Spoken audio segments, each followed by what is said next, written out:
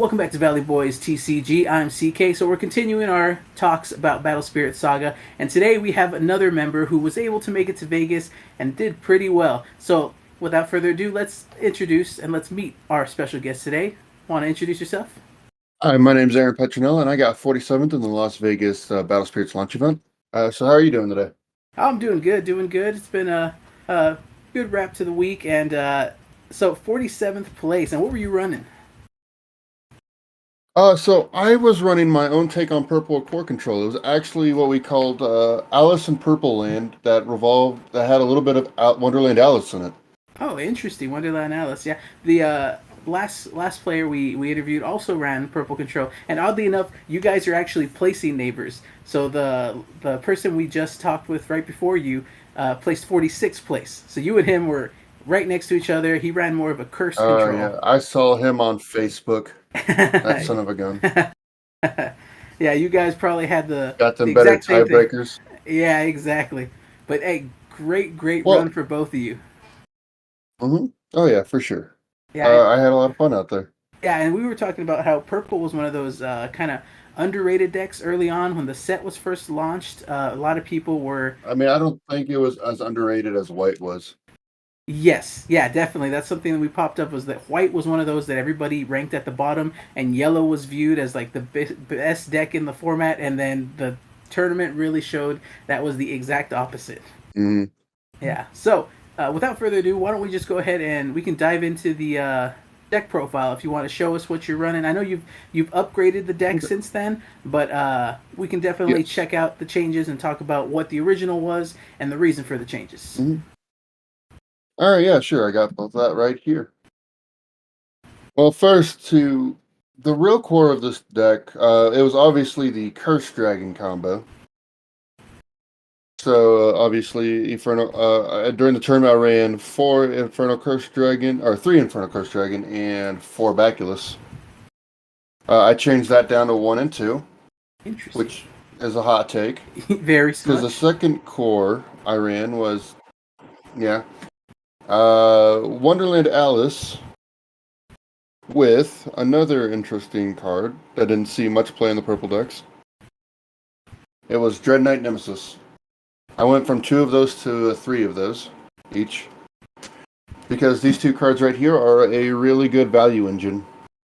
Interesting. So explain the combo to us. So Wonderland Alice here has 2 abilities. Her level 2 to level 3 says when she attacks, choose one spirit, and it gets minus 1,000 for each spirit I control, which is real good in like the white matchups and everything, and the purple matchups and the aggro, because it's just an easy kill or get around those fullers. Mm-hmm. But her second ability is during either attack step. If I control 3 or more spirits, when this spirit would be destroyed, I may place a core from my void onto it and leave it on the field exhausted instead. She prevents your deletion. Dread Knight. Yeah, so prevents her from being destroyed and everything. So Dread Knight Nemesis here says when this spirit would attack, I would choose one of my spirits and I may destroy it. If I do, I can either draw 2 cards or remove 2 cards for cores from another spirit. So I would, and then his second ability is when he's destroyed, he basically becomes a one-sided curse balance. Okay, interesting. But using his attack ability, after I would attack with Alice, I would then attack with Dread Knight Nemesis, choose Alice to gain a new core, and then either draw 2 cards and or remove 2 cores. So these 2 combos, instead of becoming a 1 for 2, it becomes a +3, essentially. That's really cool. I hadn't thought about that, combining the Alice with. Yeah, that's a nice little combo. Definitely helps ramp up the cores. So I also have the 4 Netherworld Depths, like a good purple player would. The original list, I had 4 Beldegor, but I changed it down to 3. 4 Dragon Nagas, because that card's just too good not to play 4 of. I got the 4 Ice Shields, like any deck. I got 2 Burning Force in the main. My original list only ran 1 Core Theft, but I moved it up to 2 because I learned how good that card really is. My original deck ran Purple Smoke Valley. I changed those out for Rotting Swamps. I feel like Rotting Swamp has a better draw value engine than Purple Smoke Valley because I feel like you're having more creatures die on your attack step than you are removing cores from another creature. Or at least whenever people are playing around your purple, you won't have enough cores to actually, kill Right, their and I think stuff. I've been seeing I've been seeing more people reduce that Beldegor down to 3. I think that's a thing that a lot more people are starting to do because you don't really need to see the fourth since he recurs Mhm. himself. And also the Smoke Valley was a big one for purple, and I'm starting to see more people lean towards the swamp too. I think people are discovering there's a little more value out of the swamp than there is the Smoke Valley. Well, it also has a 2 reduction compared to the Purple Valley's Right. 1 reduction, which is a lot more helpful for core management. So my next one is I used to run 4 of the Mordreds. I went down to 2. I just felt like he didn't do as much as I needed him to do for him to run a full playset of. And then I also run 2 Dark Lancer Cavalier. Honestly, I don't know if I want to change that number or not, because Dark Lancer Cavalier is a really good replacement card with a body on it. The only thing I have the issue with is that 6 core for 6k, so that's probably why I'm going to keep him at Right. 2. Then my original list did not have any Camelot Knights at all. Uh, Instead, it had stuff like Pendicles, 1 of Pendicles and 2 Core Drains. I ended up taking the Core Drains out and the Pendicles because I just felt like they also didn't want to do what I So you didn't wanted it run to do. the free drop. So that's interesting that you didn't originally have the free drop Camelot, because I feel like the free drop is the really big thing to if you have to go aggro against an aggro deck. So Well, you go ahead. see, I went plenty aggro with Aglavales, with the Aglavales, the Dragonagas, and the Beldegors. That was aggro enough for me to win a lot of my games. Oh, okay, nice, nice. Yeah, that's interesting that you didn't actually run the free drops, because I feel like everybody relies on the free drops, and you were able to not have to rely on them and still be able to get the aggro that you needed. One of my issues with running the free drops is it has too many cards that rely on the Soul Core. Because you got the Dragonagas, you got the Camelot Knights at that point, and you got the Aglavales. So I just wanted at the time for the only 2 cards to rely on it, and like I said, it worked out for me. No, that's good. That's good. So here's another spicy take. All Oh right, yeah, let's go. are you ready for this one? I now run 4 Hippocampo. Really? I just added that after the Oh, so updates. this wasn't run at Vegas. This was the new tech. This was not. I feel like if I ran this at Vegas, I would have done better against the matchups I lost, which we'll go over that here in a bit. This card right here is real Hmm. good against aggro. With test playing after the event, going against some pterosaurs and stuff, this card made them second guess all their plays. So Hippocampo has this ability on both its level 1 and level 2 that when this card attacks, it has Blessed, which Blessed is place a core from your void into your life when the spirit attacks, reduces your opponent's life. So you deal a damage to them, you gain a life back. It's like other games with like Magic that has lifelink. And then the last 4 is Deadly Balance because that card's just too good not to play 4 of. Yeah, Deadly Balance is so good, and especially because you don't necessarily have to have a spirit online for them to delete one of theirs. And then here's the sideboard. All right, this sideboard has not changed. There is one card I'm thinking of taking out of it, but I will get into that here in a minute. So obviously, I run 2 counter swords for like the Right. purple mirror match or for the Nova match. 3 angelic pressures. That's good against the yellow and the aggro matchup for the low numbers. Right. It's good for the white matchup. Sorry, not the yellow. And then for the aggro matchup and for the white, I run 2 exhaust nexuses. Big, big card right there. Mm-hmm. It actually came in handy me against the white matchups, and even though I lost the aggro matchup for the game I did win, it did help. It's because it gives their entire Oh yeah. board the minus 3k, which is very good. And because purple already plays a lot of high-end cards, playing one at flash didn't really bother me. So this is a very interesting list because it's got a lot of yellow splash with it, and it's a very interesting combination because I hadn't really looked too much. I had looked at yellow cards, but I hadn't thought of combining them with purple as much because I just felt like purple had so much of its own either core removal or curse kind of combo going. But I can see kind of the spice that's going on here, and I like it. Like I said, I'm in Digimon. I'm a jank player. I like to play a lot of spicy, weird techs, and this is definitely a list that I find very spicy. All right, and the last card that I'm thinking of taking out because I did not even see any real play with it is the Head Ice Made Fula. I feel like there's could be better cards like the Exhaust Nexus for the mirror match because Exhaust Nexus, if your opponent's playing purple correctly, will shut down a Baculus. Okay, I see that. So if you were to change out Fula, what are you leaning more towards? Because Fula is the one that you'd probably take out the sideboard. Now that's the thing I've been debating. There has been a lot of talk and stuff. If it's for matchups I'm worried about, I would be more worried about aggro stuff, and I might put in the core drains in the sideboard there. I took them out because, like I said, they were too slow for me before.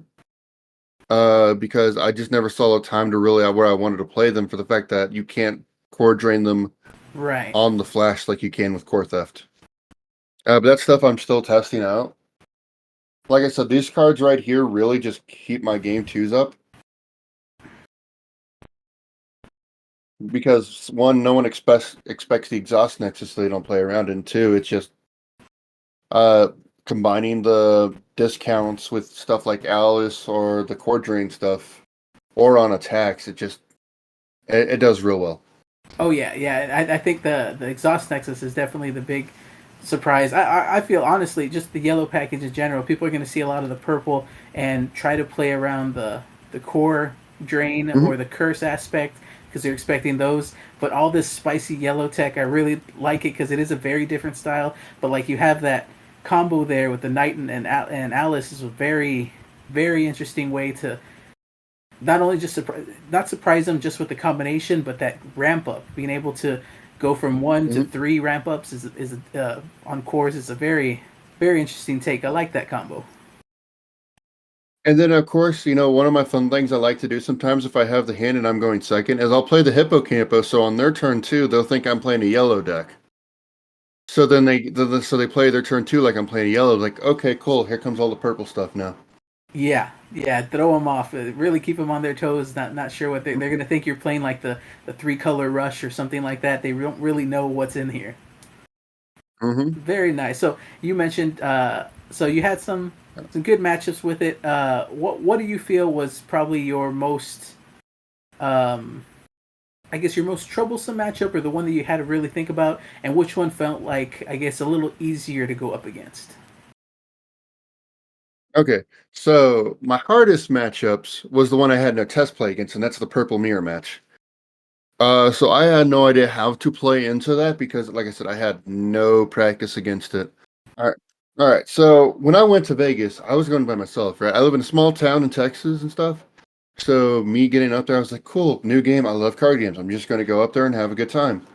I met some cool dudes that ended up staying at the same hotel with me the morning before. So we ended up just opening all our boxes together and everything, and then we went back to our hotel and decided to build like one of each deck, right? I was thinking I was going to go purple control because I tried a little bit of that on tabletop, but whenever I was doing it, this other guy had been talking about the Alice all day. So that's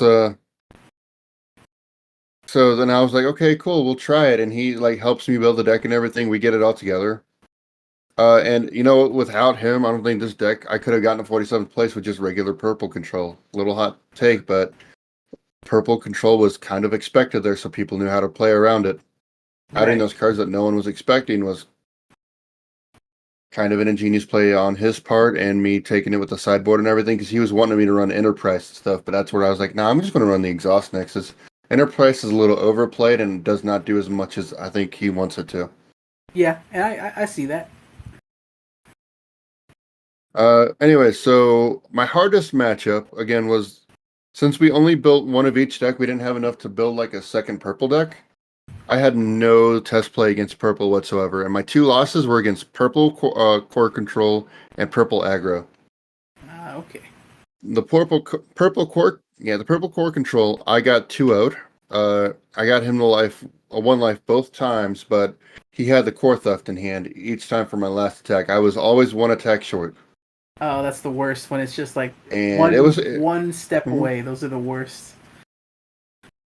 Oh yeah, because he had me believe I was coming close, and he's like, nah, no. And then the purple aggro deck, I lost in 3. And that one was honestly a really close game. It was one of the ones I had the most fun with. But it was just hard keeping up with him, especially in game 3 when he had 2 or 3 netherworld depths. Ah, So anything I did, he'd get his whole entire aggro back. yeah. But so I tried to go for the mill strategy, and unfortunately, in his last turn, he attacked me 8 times. 8 times? And Eight that's times in because one turn? he he was able to deadly balance himself to get rid of one of his cavaliers to get 2 Beldergors back from his drops from his Ah, I trash. see. And it was because I got him down to 4 cards left in deck. If I had one more turn, it was mine, and he knew it. I only had the ability to block 7 times, or I should say removal and block with 7 times. So it was the purple matchups for me that I really got the biggest difficulties with. Luckily it was only the only 2 I played against. My easiest matchup, however, was against white. Okay, what? Like it was no cons. That's interesting because white White obviously has has the big scary one of the format after all this because it was basically topping most of these events. So, but seeing it as the easiest one, so I guess purple has an yeah, advantage to white. it does, and it goes with one word. You ready? Curse. Yep, curse is the way. Curse is the one thing that white cannot have an answer Yes, sir. for. Like it can bounce it and everything for the sideboard, but then that's when I bring my yellow stuff in to be like, well, it still doesn't Yeah, help. Uh, I only dropped 1 game against the white deck, but I still won the match, and that's because he got it was the very first round, and he got ah, elephant oh back to yeah, back. those are big boys. So he had the resource Yeah, game on there. But after that, I just went in and crushed him with a bunch of and with your purple, even with core control, you wanted to play more aggro against white. yeah, You don't let them sit back and set up by holding your stuff back. You yes. go in because white has a hard time against aggro, and that's a lot of people are afraid of that. Sometimes, from what I've noticed, is they're too afraid to just go in on the Yeah, white. yeah, and it's like you got to beat them to it. If you let them set up a wall, that's it. You're not going to get through that wall very easily. My other games, let me see. I went against 3 white decks, so that really helped. I 2-0'd 2 of them and then 2-1'd another. And then I got lucky in the second round. I went against a newer player who had built up 2 demo decks combined with 1 Saga Okay. rare in it. He ended up getting lucky against a Pterosaur deck again in his first round. And you know what? Somebody met Odd Eyes Odd Eyes Lumia that we talked to last time mentioned that he ran into someone who was made it to round 4 undefeated just playing the demo decks together. Which just shows how good those Hmm. cards are in the demo deck. It's literally like majority Right. of Nova. The Star Dragons are all in there, and it works very well together. I think he might have even played a Nebula Dragon, which is an Hmm. insane card. For those who don't know, Nebula Dragon can actually deal 2 damage if it has a Soul Core on it. Yeah, yeah, definitely. It's a very good aggro card for red. And then one of the other few decks I went against was Terra Nova. The Pterosaur. And that one was a 2-1. Yeah, it's the one that plays the Nova combo with Gigantamax Rex. Hmm. The one that I just it was a fun game, man. That was the one where that was round 4, right?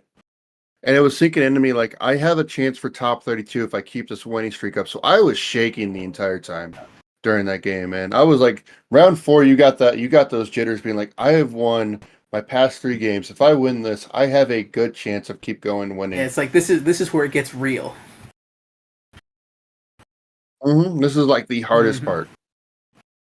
So every time I'm like grabbing a core and stuff, I'm like literally like my hand is kind of shaking a bit. Not like that excessive, but Yeah, it felt that you can excessive, feel it more than you're showing, but you definitely feel it aggressively inside your body. I feel you. Yeah. hmm and that one I won 2-1. The first game he was able to get the Nova combo on me real fast. The second game, I brought in my counter swords again, the exhaust nexus to help with those low cost creatures and everything. Right. And then after that, we had the lunch break, which I was real happy about because, like I said, I just needed something in me from That how that's much I was that's the best shaking. part of any tournament is lunch break. Sadly, one of the things I had the biggest issue with is how late we Ah, started. okay. Is there a little bit of a delay to start off? Yeah, the tournament was supposed to start at around 10, I Hmm. think originally. At least that's when players were supposed to meet. It did not start until almost 11:30. Yeah, and that definitely I feel like throws into the mental game a little bit because you're prepping yourself and you get yourself prepped to be ready at a Mhm. certain time, and that delay just kind of starts eating off of your play energy, and you drain within that little bit of time. Any bit of delay kind of Oh, drains you, and it throws you off mentally just a little bit. I was after round 7, I was still ready to go. Like I had all the energy I needed from that adrenaline of where I was Mhm. at. Like I still had a chance for the Right. top 32. But but some people were drained, and that also probably was incentivized some of the top 3 players, the 2 of them that went against each other, to probably just chop it out Ah, okay. because they knew that with only one undefeated, they called the Right. tournament. So, with them chopping, that ended up causing the tournament to go Yeah. one or two round Yeah. less. Definitely.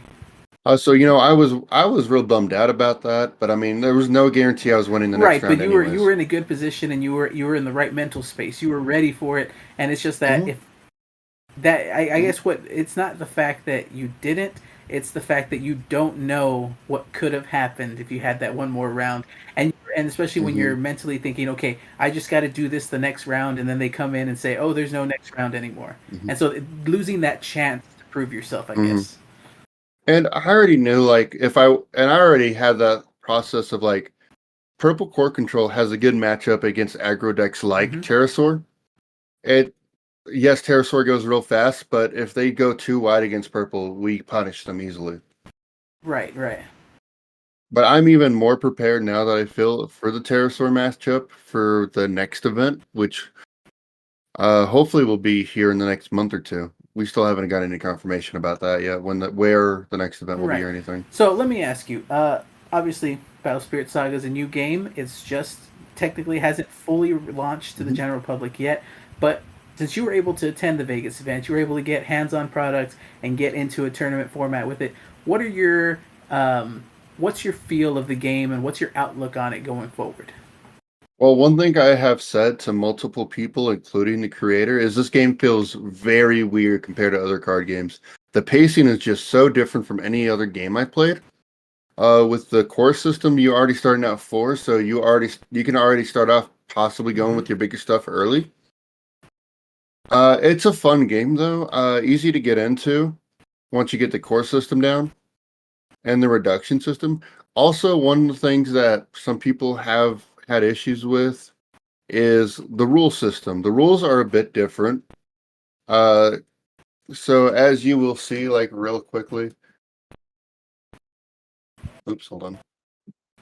The cost reduction cards for those who are trying to get into the game. If I can show that very well on my camera. So in most games, that would mean that's what you need to play the card. In this game, obviously it means that's how much you discount it by for how many have that gem symbol of that type on the bottom.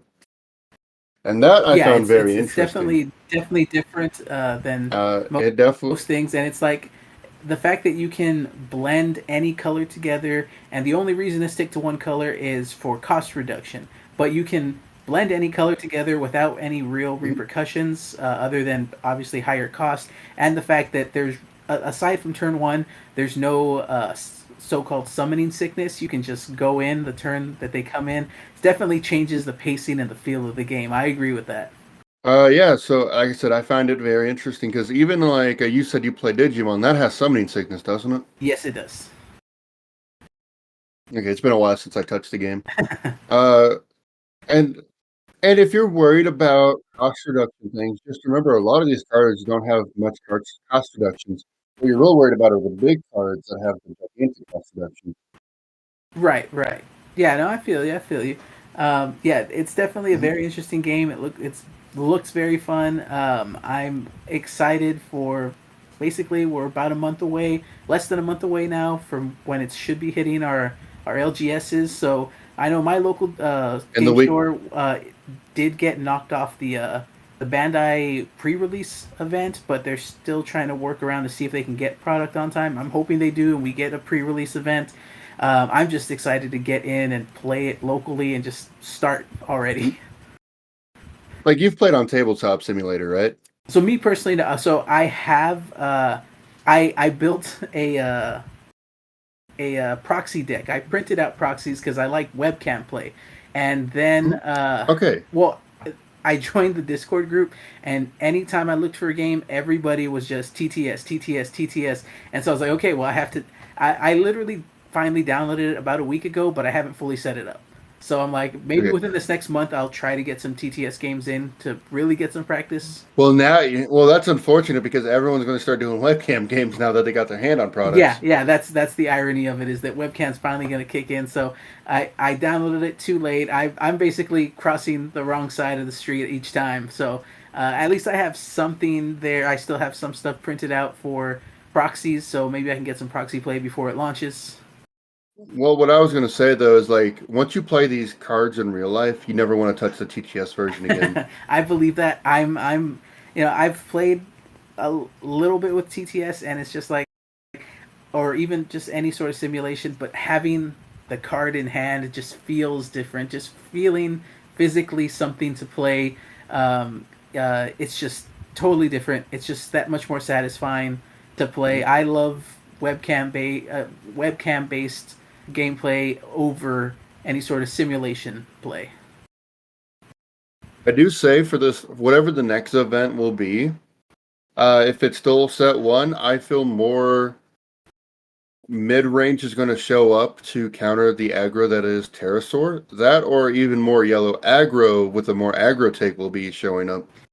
Yeah, I can see that because Yellow really did not perform the way people thought it was. A lot early on, a lot of people were talking about how Yellow aggro is probably the one to go. Yellow aggro is going to be a big deck, and White just last minute. And we talked about it with Lumia that a big thing that White got was that ruling with Elk and Absolute Ice Shield. That threw so many people off like a week before the tournament. Well, I feel like that timing for that rolling was also very unfortunate because a lot of players decided to play white then, and that ended up costing them how they could have played in the tournament because white was too overrepresented. And it did win. It did win with the four elk and everything. Uh, but it's also that's also you got to consider Pilot. He was so comfortable running that deck that everything he could have probably have done with his eyes closed, you Yeah, know? Like that's how comfortable he was with the white deck. A lot of the players who went in and brought white had barely like some of the ones I even played with barely had touched the deck before the tournament. yeah. They just saw the elk ruling, saw the hype it was getting, and that's why they went white. And that's the thing. They saw this thing and they saw this advantage for that, and they pivoted just because of the hype. And I think that really hurt a lot of players because if you're going to go into the tournament and you've been practicing your deck for a while, you should trust your instincts as a pilot and run what you know how to run. Because if you just go in blindly with something that you didn't fully test, yes, it has a lot of hype, but they gotta realize that hey, this is a young game. A lot of people are gonna be still iffy on things. You gotta run with what you know how to run and be comfortable with because again, like you said, people saw the hype and they pivoted, and that hurt them. I think that hurt a lot of players is they pivoted to white because they thought, okay, this is the big deck to play, but they didn't know it as well, and that definitely. Well, they saw the combo, but there's one thing that they did not consider. and that is white does not have the greatest draw power, Yes, that is a big thing. and so their hands get clunky. Yeah, definitely. So players. They were tech. A lot of people were taking in like the Star Blast or the all the red draw cards Mhm. for that. So, but that's not cheap for white to do. Which, if you know what you're doing, you know how to play around. Like, oh, okay, of course, I'm playing purple. Purple probably represents some of the most win summoned effects, so Star Blast is really good. However, I don't just play win summoned cards, so I would typically when I knew they were playing the Star Blast from stuff I was playing and how I was dealing damage to them and everything. That's when I knew, like, okay, cool. So I'll save my Baculus Dragon combo for whenever they for whenever it's time for me to go in for the game. Right, right. You don't want to overextend too early. Let them kind of stall themselves out so that you can set up. And this newer build plays even less when summon cards Very nice. because I'm more focused on the Nemesis Alice Right, combo. which is a very interesting combo that I like that. I like that spice. I love spicy decks. Love the Mhm. intricate kind of combos that you didn't people don't really think about. Alice is a very interesting card, not just obviously not just for yellow anymore. Works well here.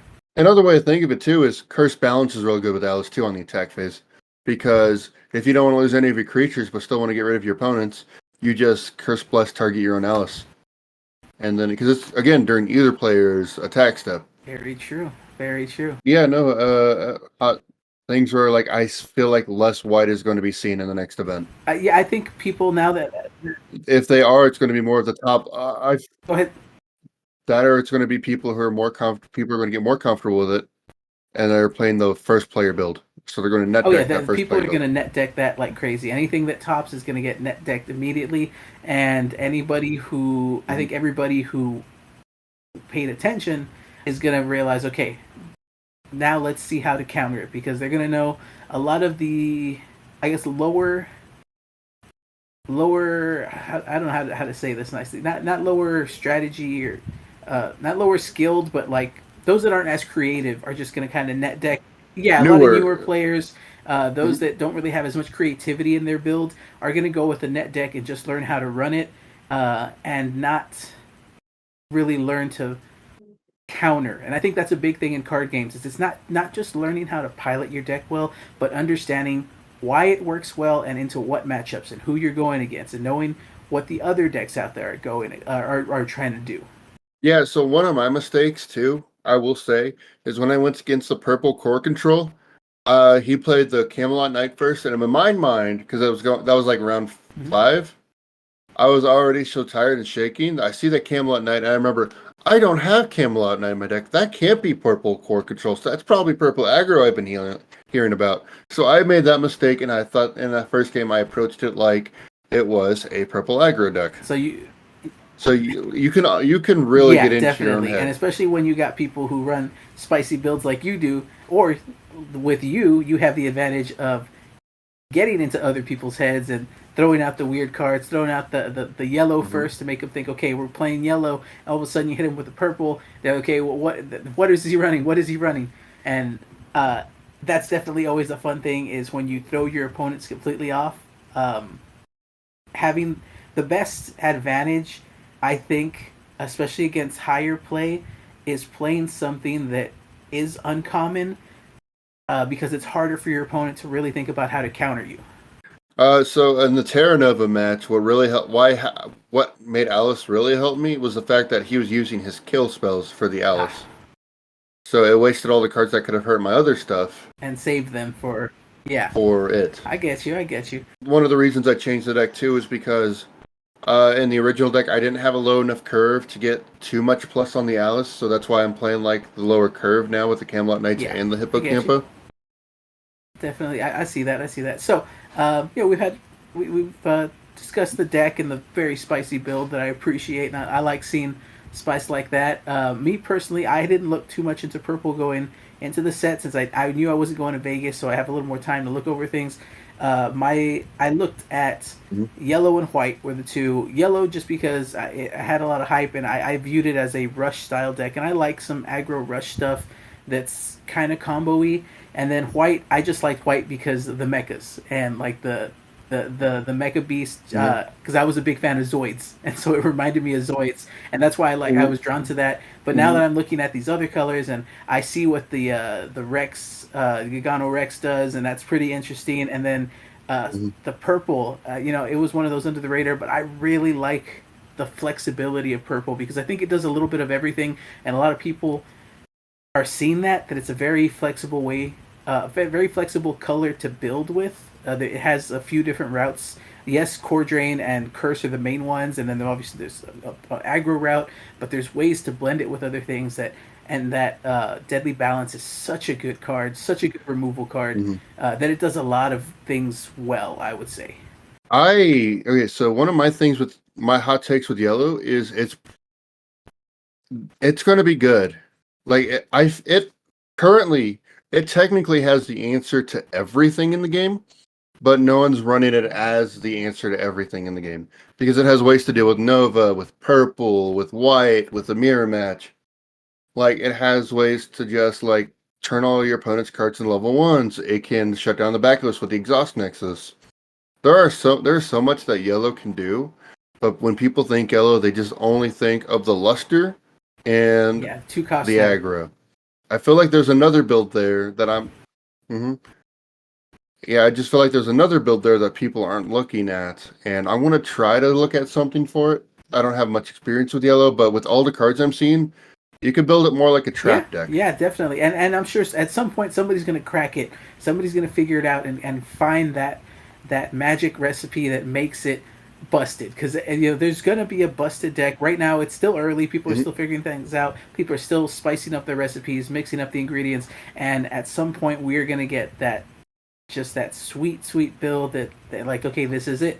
This is what is going to be able to answer a lot of things. Because it is early in the set. We early in the game, I would say the life of the game, because we're still missing two colors. We're still missing blue and green. Those are set to come out soon. Mhm.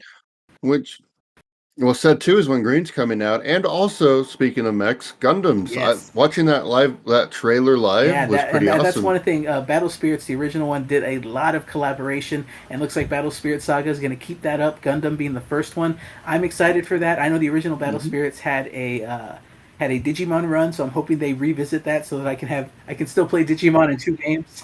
Well, I heard, well, I heard a rumor of Tamagotchi, Oh, that's interesting because it which might be the Digimon because Digimons are Tamagotchis. yes, they are based off Tamagotchi, and there's actually a character in Digimon called Nanimon, who's an invader who's actually based, and essentially his lore is that he is a Tamagotchi that jumped over into the digital world. So there is a little Mhm. crossover character that has a deep cut lore that a lot of people don't realize that he's technically not a Digimon, he's a Tamagotchi that's crossed over. Um, Which one thing we won't get that Japan has too is because Japan has the anime, they have those character-based cards yeah, that we won't get. Those character-based spirits that we won't get, unfortunately, unless they do for some reason, which I still don't see, bringing a Battle Spirit Saga anime into the Western yeah, yeah, because they civilization. had a few different animes Choice. if I'm mistaken. So Hmm. yeah, I don't. They had like 8 different ones in Japan. Yeah, yeah, it had a good run over there. They've had quite a few. I mean, because it's way bigger in Japan than it is here. It had a small run here, Hmm. but died out a few years back. It's great to see that it's back, and who knows? Maybe if the card game gets enough uh, momentum, maybe we actually do get a westernized show.